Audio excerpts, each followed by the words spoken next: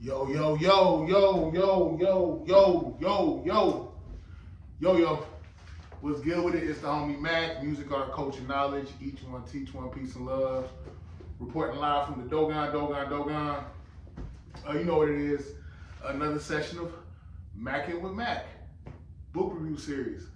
Yeah, so today I will be reviewing the book BMF. See it? Wow. BMF. The Rise and Fall of Big Meech and the Black Mafia Family by Myra Shalope. Hope I pronounced her last name right, Myra Shalope.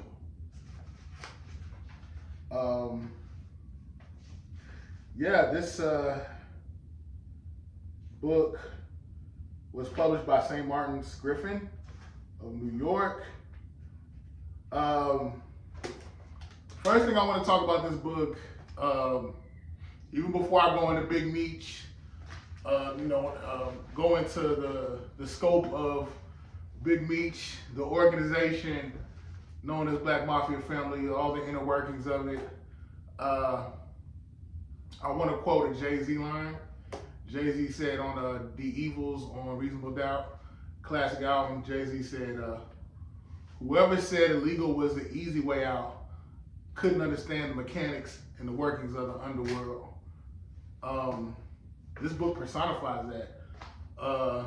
Again, the writing style is very, what's the word I'm looking for? It's very structured, it's very organized, it's line item very well. The way Ms. Shalope constructed this book was dope. It was very sequential, it was in order. It's like she was very surgical in her writing style. Like Exhibit A, Exhibit B, Exhibit A and Exhibit B led to Exhibit C. The only thing about this book that is kind of tricky at times, it's not that it's hard to digest or that it wasn't well structured. I think it was masterfully structured. I think from her word usage into her just orchestrating everything, I think it's well written. This is the apex of journalism, in my opinion. And I don't say that lightly. The only thing about this book is there's a lot to keep up with. I mean, it's not a long book, at least by my standards. It's only 276 pages, which is not long to me. I read this book in a week. The thing is, there are so many names. There's so many characters. One of the things that I like that she did in this book on page, let me find it. On page, well, it's not listed, but in the center of the page, the pictures of the key players are there and their names. So it helps you kind of keep things in order. Because sometimes I'd see a name and I'm like, okay, this is such and such, and he's tied in with this. I had to keep going back and referencing sometimes because there's so many names. There's a whole gauntlet of names, a whole gauntlet of characters in this book. One of the things that I like that she did is she talked about the Velvet Room shooting, and she talked about, what else did she talk about?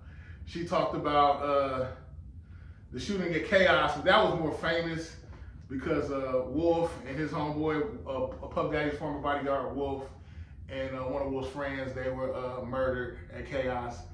But the thing is, like, that case was never, it's rumored that Meech did it, but you can't just say that, you gotta prove that, and there was no proof that he did it. Matter of fact, he got shot that night. He got shot in his buttocks, which spoke to his claim that he was trying to get away from where the ruckus was transpiring. And then she talked about the Velvet Room shooting, and she humanized the victims. I liked how R.I.P. To Rashanable Prince Drummond, R.I.P. He lost his life at the Velvet Room.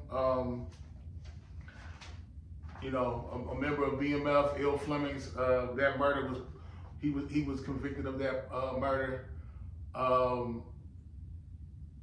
The thing that I did like about it is how, again, she humanized Mr. Drummond. She talked about the things that were going on in his life, his family, things his family was doing, his mother, how she had a Jamaican restaurant, and all that. And so it humanized him. He wasn't just a BMF victim. It humanized him. Again, I can't say that enough. And it goes into detail of what took place that night, this, that, and the third. It's like she really expounded on that very well.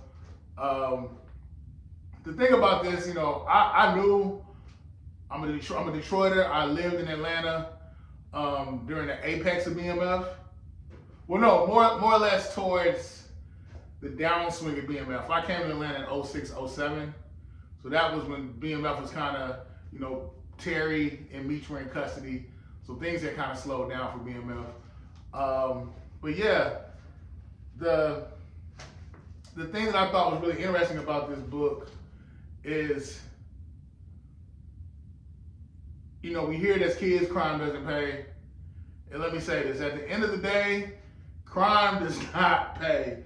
Yeah, Meech and Terry had a hell of a run to go from being mid-level, low to mid-level hustlers in Detroit in the late 80s to basically becoming the supplier and having to run from 87 to 2006. That's a hell of a run, you know. The thing, Big Meech is just such a, and he's such an interesting character. I mean, any man that can get 190 East Coast Crips and Campanella Park Pyrus to put their differences aside and make money, yeah, you're pretty damn influential. BMF, again, low level, started off low level, and they ended up running Meech and Terry ended up running a bi-coastal operation. It's estimated, and I think they made upwards of more than this, but it's estimated that they made over $270 million, Meech and Terry. You know, they were pretty much the leaders. The interesting thing, though, is Meech was charged with running a continuous criminal enterprise, but they never found dope on him. None of the bodies that he was charged of, or people said that he committed these murders, none of the murder raps stuck on him. He never got caught with dope. They never had a wiretap on him talking on the phone, talking about, I got bricks, I got keys. And it's just weird. It's like he never got caught with anything, but I guess his brother Terry, definitely spoke on the phone a lot. And unbeknownst to him, he was wiretapped. And the thing is, I think ultimately, what the police realized, what the law realized was, look, Meech and Terry, they're brothers. You know, true enough, there was a schism that developed where Meech and Terry weren't talking, and they ran their operation separately. But the tie that bound them together was William Doc Marshall.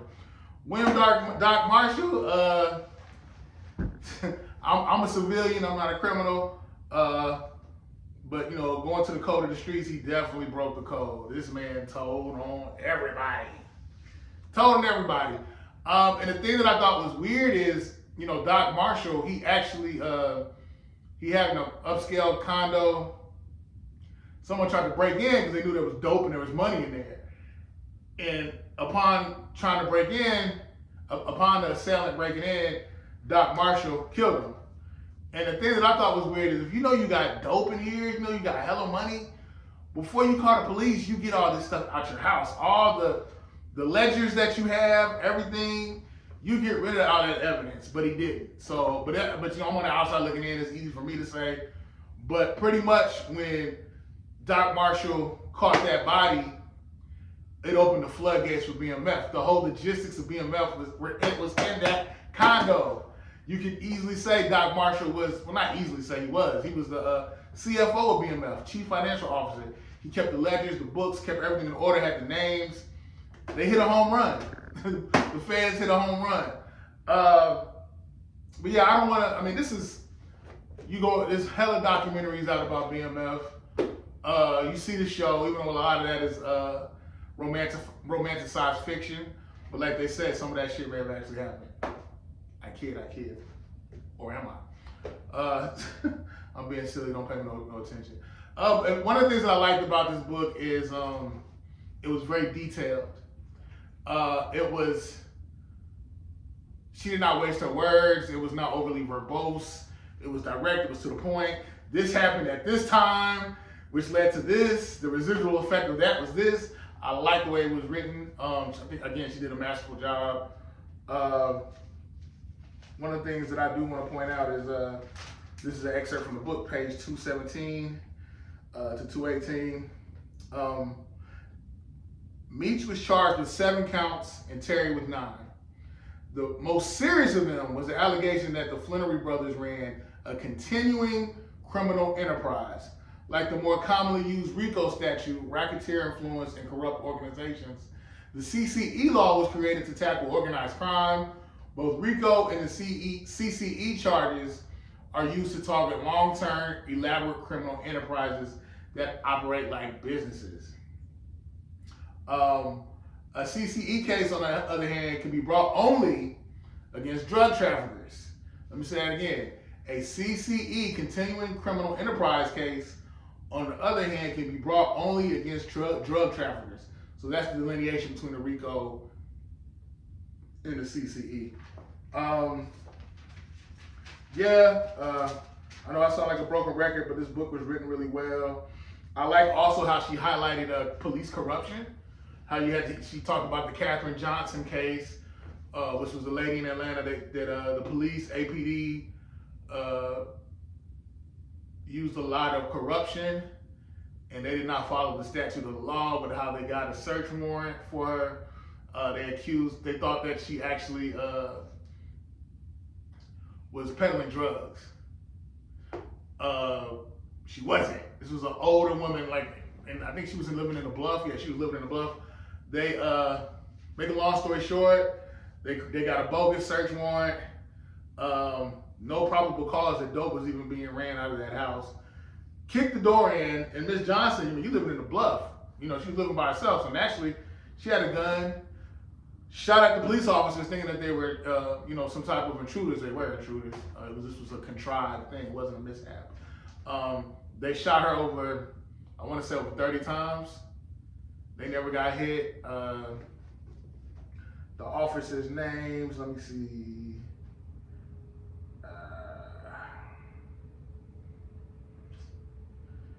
I thought I had it highlighted. I can't find this. We'll be here all day if I try to find it.